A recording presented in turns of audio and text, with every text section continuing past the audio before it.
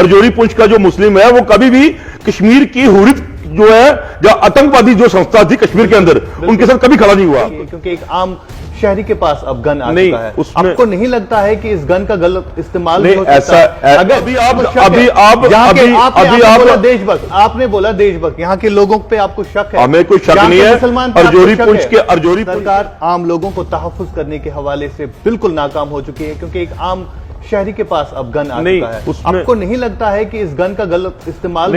आपने देखा होगा डोडा किश्तवाड़ में अगर वीडीसी कमेटी ना होती तो डोडा किश्तवाड़ के जितने भी लोग हैं वो पूरे के पूरे गांव खाली हो जाने थे। आदाब नाज़रीन, आप इस वक्त जुड़ चुके हैं जम्मू लद्दाख विजन के साथ और आज गुज़िश्ता 2 दिनों से हम लगातार राजौरी से आप तक रिपोर्ट पहुंचा रहे हैं कि राजौरी के ज़िले में किस तरह के हालात बने हुए हैं। गुज़िश्ता कई हफ्तों की अगर हम बात करें, आपको याद होगा 1 जनवरी की शाम को राजौरी के ढांगरी गांव में कातिलाना हमला किया गया, जहां पर 7 मासूम जानें जो है ज़ाया हो चुकी है और अब जो है कई सारी बातें निकल के सामने आ रही है। फिलहाल इस वक्त हमारे साथ बात करने के लिए मौजूद है बीजेपी के एक सीनियर लीडर जिनका ताल्लुक राजौरी से है।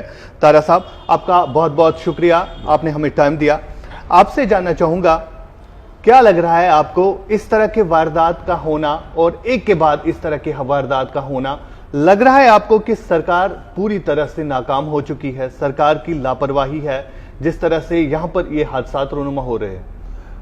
धन्यवाद जी। जैसे कि आप जानते हैं कि 1 जनवरी को डांगरी के अंदर आतंकियों ने एक कायराना हरकत की जिसकी वजह से हमारे 7 लोगों ने अपनी जान गंवाई, 7 लोग हमारे शहीद हो गए।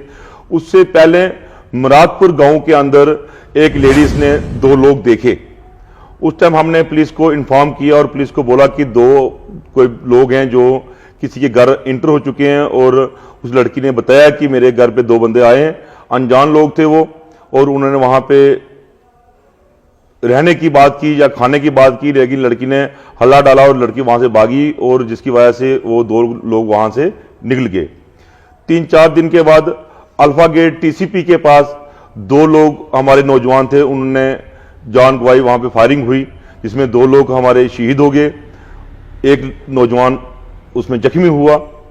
तो जब शाम को उस जो लड़का था जख्मी, उससे जब पूछताछ की गई तो उसने कहा कि जो फायरिंग यहां पे हुई है 2 लोग थे जिन्होंने फायरिंग की। तो उससे पहले दिन भर आर्मी और पब्लिक के बीच आपसी क्लैश बन गया, आर्मी और पब्लिक का क्लैश बन गया। क्या पब्लिक ने कहा कि आर्मी ने ये 2 लोग हमारे मार दिए और तीसरा जख्मी हुआ, लेकिन शुक्र भगवान का कि जो तीसरा बंदा था वो बच गया और उसके बयान आने के बाद सबको लगा कि ये आर्मी ने नहीं किया, ये किसी आतंकी वारदात हुई है। बिल्कुल। 10 दिन के बाद डांगरी 1 जनवरी को पूरा देश जानता है कि डांगरी में आतंकियों ने किस तरह ये एक ऐसी कायराना हरकत की। ये एक सोची समझी साजिश के तहत जम्मू कश्मीर के अंदर रजौरी पुंछ जो हमारे जिले हैं इनके अंदर ये आतंकी जो है घटना हो रही है। यहां पे हिंदू लोगों को टारगेट किया जा रहा है, मैं साफ कहूंगा, हिंदू लोगों को यहां पे टारगेट करके उनके आई कार्ड, उनके आधार कार्ड पूछकर उनको उनकी किलिंग की जा रही है। डांगरी के केस के बाद आपने देखा होगा कि सरकार ने फौरन 18 कंपनियां सीआरपीएफ की रजौरी पुंछ के लिए रवाना कर दी और यहां पहुंच चुकी हैं। वीडीसी विलेज डिफेंस कमेटीज जो हैं वो सरकार ने गांव में वेपन देना शुरू कर दिया है। सरकार जी, आपसे जानना चाहूंगा, ये जो वीडीसीज तैयार किए गए हैं सरकार ने लोगों को खुद महफूज रखने के लिए, अब वीडीसीज मैदान में आ चुके हैं, यानी एक आम शहरी के पास अब हथियार आ चुका है। आपको नहीं लगता है कि यहां पर सरकार टोटली फेल हो चुकी है? सरकार आम लोगों को तहफ्फुज करने के हवाले से बिल्कुल नाकाम हो चुकी है, क्योंकि एक आम शहरी के पास अब गन आ चुका है। आपको नहीं लगता है कि इस गन का गलत इस्तेमाल भी हो सकता है? अगर एक फौजी के पास गन होता है तो उसको अकाउंटेबिलिटी होती है। अब एक आम शहरी के पास गन आ चुका है, इसका मतलब है कि यहाँ पर जितनी भी सिक्योरिटी एजेंसीज है, जितने भी इदारे काम कर रहे हैं, वो पूरी तरह से फेल हो गए। ऐसा नहीं है, उसमें यह है कि जो वीडीसी कमेटी जो बनी है, जो वीडीसी की कमेटी बनाई जा रही है, वो नौजवान जो है वो पुलिस फोर्स के साथ, आर्मी फोर्स के साथ होकर गांव में सुरक्षा करेंगे, आतंकियों से लड़ेंगे।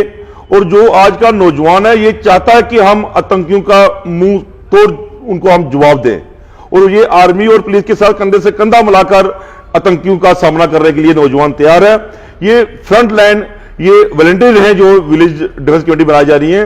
ये सरकार की एक अच्छा कदम है। किसी किसी जगह पे आर्मी और पुलिस फोर्स एकदम नहीं पहुंच पाती।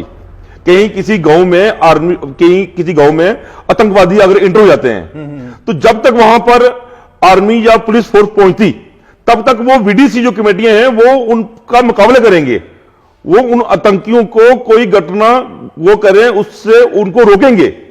और ये एक कामयाब स्कीम रहेगी। आपने देखा होगा डोडा किश्तवाड़ में अगर वीडीसी कमेटी ना होती तो डोडा किश्तवाड़ के जितने भी लोग हैं वो पूरे के पूरे गांव खाली हो जाने थे। और वहां पे लोग बैठे हुए हैं तो वो वीडीसी कमेटी की वजह से बैठे हुए हैं। अगर वो हिंदू लोग कुछ उस गांव में बैठे हुए हैं तो सिर्फ वो वीडीसी जो कमेटियां हैं, विलेज डिफेंस कमेटी हैं, उनकी सुरक्षा, वो सुरक्षा करते हैं अपने लोगों की, उनकी वजह से वो वहां बचे हुए हैं। अगर कश्मीर में भी इन लोगों को कमेटियां बनाई होती, वीडीसी की कमेटियां बनाई होती है कश्मीर के अंदर भी, तो हिंदू लोग कश्मीर से ना भागते। हिंदू लोग कश्मीर के अंदर आतंकियों का सामना करते, उनसे मुकाबला करते। कश्मीर के अंदर इतनी किलिंग्स हुई हैं और उसके बाद डर के मारे कश्मीर का पूरा कश्मीर जो है, कश्मीरी हिंदू पंडित थे वहां से छोड़ के जम्मू भागे और पूरे मुल्क में भागे वो। तारा जी, कल हम अगर उनको तारा जी यहां पे रोकना चाहूंगा। डांगरी के गांव में ये वीडीसी कमिटीज बनाई गई है, लेकिन कल हमने वहां पर कुछ ऐसे बुजुर्ग शख्स भी देखे जो कि मुस्लिम तबके से ताल्लुक रखते हैं, मुस्लिम समाज के हैं। उनका भी मुतालबा था कि हमें भी ये वीडीसी अगर गन दे रहे हैं, हमें भी ये गन चाहिए, लेकिन उनको नहीं दिया जा रहा है। आपको लग रहा है कि यहां पर भेदभाव किया जा रहा है? कोई भेदभाव नहीं है। जो देशभक्त है, जो देश के लिए लड़ेगा, जो देश के लिए फौज के साथ खड़ा होगा, उसको भी इस कमेटी में शामिल किया जाएगा। उसको भी इस कमेटी में शामिल किया जाएगा। बहरहाल शर्त यह है कि वो देशभक्त होना चाहिए, तो उसके अंदर जज्बा होना चाहिए। देशभक्त आपने बोला, देशभक्त यहाँ के लोगों पे आपको शक है? हमें कोई शक नहीं है। अर्जोरी पुंछ के अंदर, कश्मीर के अंदर हुर्रियत वालों ने इतना आतंक फैला रखा था, कश्मीर के अंदर हुर्रियत वालों ने इतना आतंक फैला रखा था, उसके बावजूद भी अर्जोरी पुंछ का मुस्लिम कभी भी हुर्रियत के साथ खड़ा नहीं हुआ। बिल्कुल, अर्जोरी पुंछ का जो मुस्लिम है वो कभी भी कश्मीर की हुर्रियत जो है, जो आतंकवादी जो संस्था थी कश्मीर के अंदर, उनके साथ कभी खड़ा नहीं हुआ। वो अर्जोरी पुंछ का जो मुस्लिम है वो नेशनलिस्ट है। लेकिन हम ये कहेंगे कि एक पाकिस्तान की साजिश है, आतंकियों की साजिश है। हम ये भी नहीं कह सकते कि पूरे का पूरा क्लियर है जी। कुछ ना कुछ लोकल इन्वॉल्वमेंट है, कुछ ना कुछ लोकल इन्वॉल्वमेंट है, जिसकी वजह से ये जो घटना घट रही है। हमें पूरा अपनी सरकार पर और पूरी फोर्सेस पर यकीन है कि जो अर्जोरी पुंछ के अंदर जो लोग इसमें इन्वॉल्वमेंट होंगे वो जल्द से जल्द एजेंसी की और फोर्सेस की पकड़ में आएंगे, तो कानून के तहत उनको सजा पूरी मिलेगी। और जहां तक मसला रहा, आप देख रहे हो कि 1 जनवरी के बाद अर्जोरी पुंछ के अंदर जितने भी हिंदू गांव हैं, जितने भी हिंदू बेल्ट हैं, वहां पे रात को कोई ना कोई न्यूज आ रही है, किसी का दरवाजा कोई खटका रहा है। पुंछ में हमने सुना कि किसी के घर पत्थरबाजी हुई, पुंछ के अंदर आपने सुना होगा। बिल्कुल बिल्कुल, पुंछ में भी पत्थरबाजी हुई। फोर्सेस दौड़ रही है, फोर्सेस भाग रही है, फोर्सेस वहां पहुंच रहे हैं। मुरादपुर के अंदर भी रात को एक घटना घटी, वहां पे मैं भी वहां पे मौके पे पहुंचा और सीआरपीएफ भी वहां पे मौके पे बिल्कुल पहुंची, और वहां पे भी एक दहशत का माहौल बना हुआ है। लेकिन उसके बावजूद भी हमारे लोग जो है डटे हुए हैं, वो आतंकियों के साथ मुकाबला करने के लिए तैयार हैं, और फोर्सेस भी यहां पे आ चुकी हैं। आपके चैनल के माध्यम से मैं अर्जोरी पुंछ की जनता से कहना चाहूंगा, आपको डरने की कोई जरूरत नहीं है।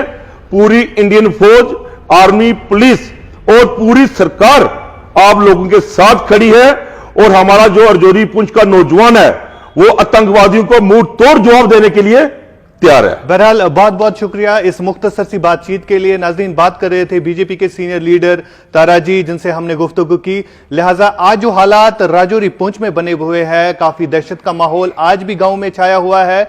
जब हमने ढांगरी के लोगों से बात की तो उन्होंने क्या कुछ कहा, ये आपने देखा गुज़िश्ता कई दिनों से।